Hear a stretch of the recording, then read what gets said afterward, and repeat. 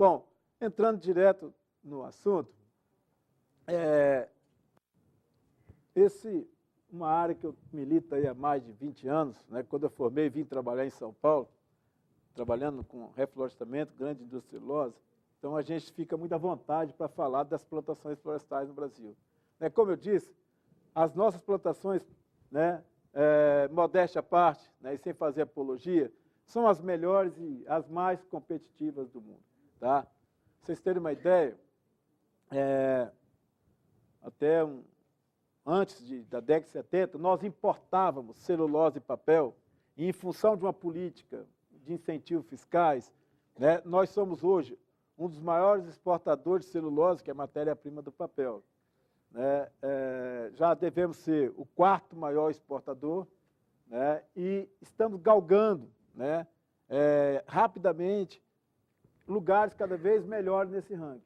Acredito que, por estudos que eu fiz de séries temporais, né, no máximo daqui a 15, 20 anos, provavelmente nós seremos o maior player neste mercado, o maior exportador de celulose, em razão dessa disponibilidade de terra que o Brasil tem, desse sol maravilhoso, né, que o Brasil recebe, e das pesquisas que fizeram com que, né, conseguíssemos materiais genéticos que dão no campo, né, crescimentos de 40 metros cúbicos por hectare ano, que em outros países atingem 4 metros cúbicos por hectare ano, e nós temos previsão de aumentar essa média para 50 metros cúbicos. Tá? Eu acompanho alguns projetos que já falam em 60 e 70, mas em termos média comercial, 40 a 50 seria algo fabuloso, né? Algo de chocar, né? De espantar pesquisadores de países do hemisfério norte, principalmente. Tá? Então, graças às condições climáticas, essa quantidade de terra, ou seja, nós não precisamos desmatar mais nada para plantar floresta, né? Reflorestamento com espécies comerciais. Né? A nossa tecnologia e gestão também, acho que tem muito a ver, nossa gestão é muito competente. Né? Nossas florestas, como a Maria Tereza disse, das indústrias, florestas das indústrias, já estão praticamente todas certificadas. Né? Há uma melhor relação, né? Ou seja, para cada hectare produzido, principalmente para as florestas das indústrias de celulose, para cada hectare produzido, nós temos 1 hectare de floresta protegida, que são as chamadas áreas de preservação permanente, aquelas que estão ao longo do curso d'água, nascente, topo de morro, e áreas de reserva legal.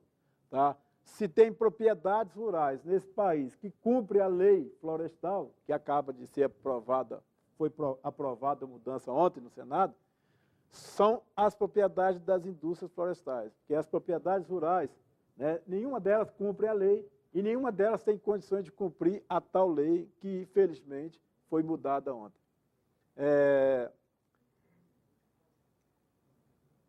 Grande potencial de geração de emprego.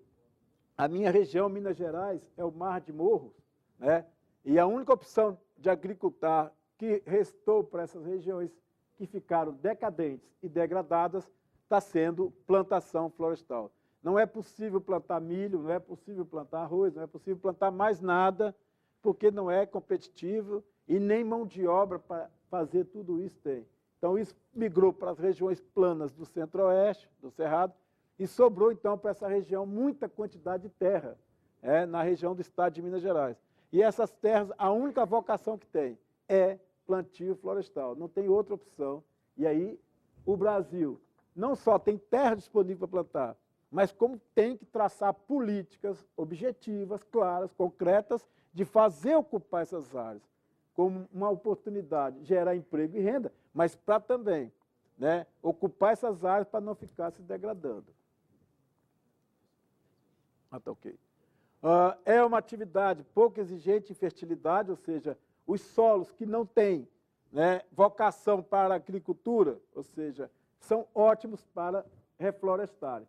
Seriam melhores ainda, né, se eles fossem solos férteis, ou seja, qualquer atividade agrícola, né, e florestal se desenvolve melhor em solos férteis, mas solos férteis fica para a agricultura. Então, essas áreas marginais que sobraram, tá, também servem muito bem para plantação florestal, né? Alternativa, como eu falei, para regiões montanhosas e decadentes, é um setor chave, ou seja, o crescimento do setor florestal irradia crescimento para toda a atividade econômica. Vou pegar um exemplo, né? A produção de carvão vegetal para produzir aço, né? Vai produzir aço que vai para a construção civil, que vai para a indústria automobilística. Então, tanto desencadeia para frente quanto para trás, que para produzir aço tem que produzir gusa, tem que produzir carvão, tem que plantar floresta, e aí, né, tanto para trás como para frente, você tem uma irradiação, uma dinamização da economia. E é uma atividade de baixíssimo impacto. Praticamente você plantou e essa floresta vai ficar ali, né, crescendo, sem movimentação de máquinas e de muita gente, não traria muito impacto, né? Né, se nós estamos falando que só reflorestamos, só plantamos floresta em áreas antropizadas, tá, e áreas decadentes, né, então o que acontece? Pega as regiões de Mar de Morro de Minas, que as propriedades rurais são ineficientes, não geram produção suficiente para absorver mão de obra, não geram produção suficiente para pagar, remunerar salários e pagar impostos, essas propriedades estão decadentes. À medida que você entra com a atividade florestal, você recupera, né, os solos que estavam degradados, recupera o lado social e a economia, tá, e gera um balanço positivo. E aí, uma das coisas que eu vou chamar a atenção, como que numa condição dessa, uma região decadente e degradada, né, com passivo ambiental e social, o Estado, né, o poder público, representado aqui pelo José Roberto, pode exigir das empresas florestais licença para plantar floresta onde já está degradado. O Estado tem que desburocratizar, tem que facilitar o trabalho dos produtores e das empresas, e, em vez de pedir licença, fazer o contrário, né? Abrir o espaço e pedir para que as empresas investam nessa região e não criar dificuldade para que elas possam investir, como tem sido feito ao longo de 2 décadas. Eu não espero que dure isso mais uma década, que já foi longe demais.